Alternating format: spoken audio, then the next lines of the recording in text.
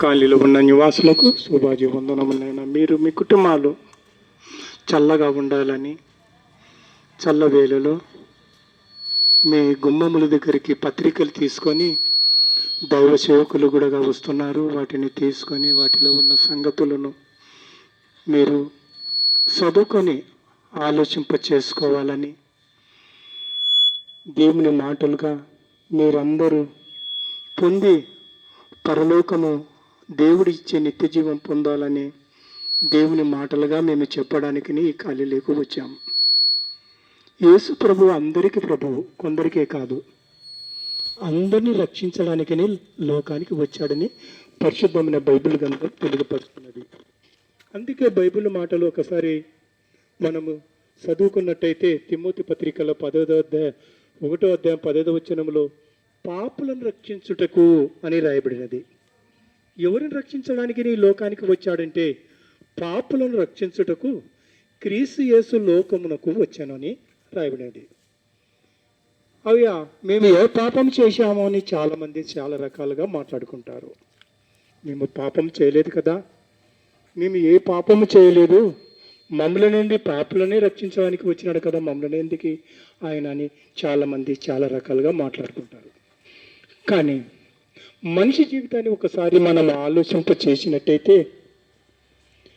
మనము తల్లి గర్భంలో నుండి ఈ భూమి మీదకి వచ్చిన తర్వాత ఎవరు చెప్పకముందుమే మనము పాపంలో ఉన్నాము కాబట్టి, పాపలోకములో ఉన్నాం కాబట్టి అందరము పాపంలోనే మునిగిపోతున్నాం.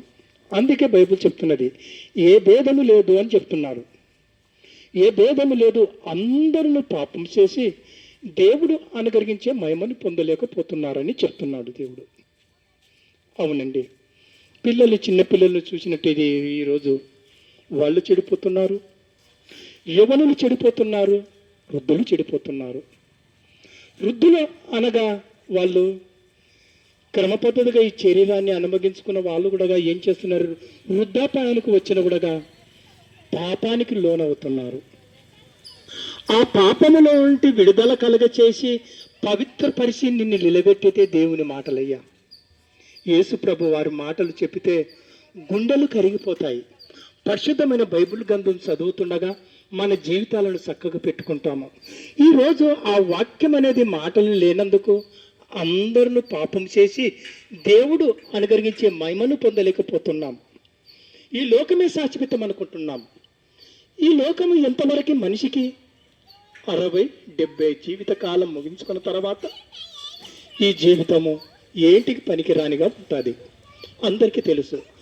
నువ్వు ఎంత ఆస్తులు సంపాదించినా, మనం ఎంత చేసినా ఈ శరీరము నీకు వృద్ధాపాయానికి వచ్చినాక ఎవరు పట్టించుకోరు. కుమారులు పట్టించుకోరు, మనుమలు పట్టించుకోరు, ఎవరు పట్టించుకోరు.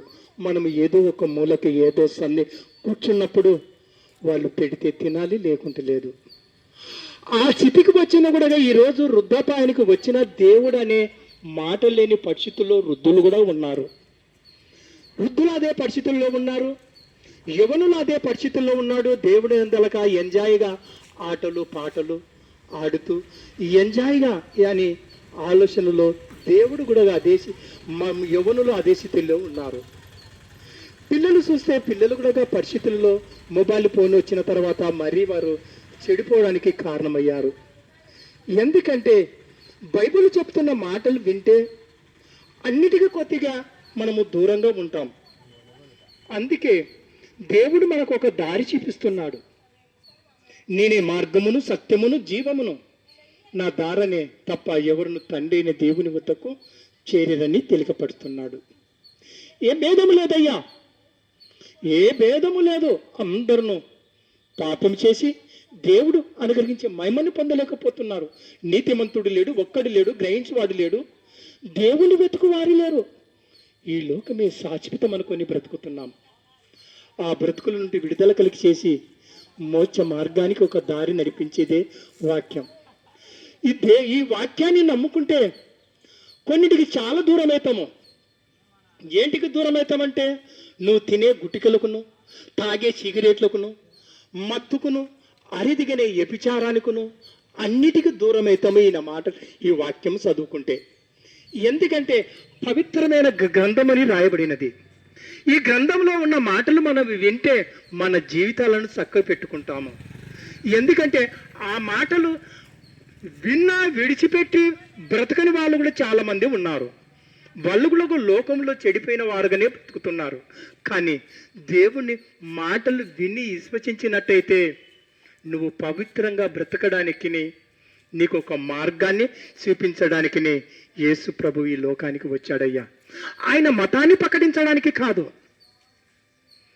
మతాన్ని ప్రకటించడానికి ఈ లోకానికి రాలేదు.